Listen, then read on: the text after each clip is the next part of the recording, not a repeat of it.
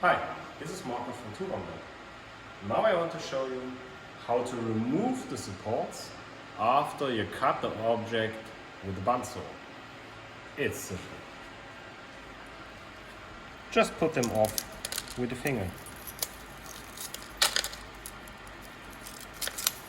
It's so easy, it's so smooth.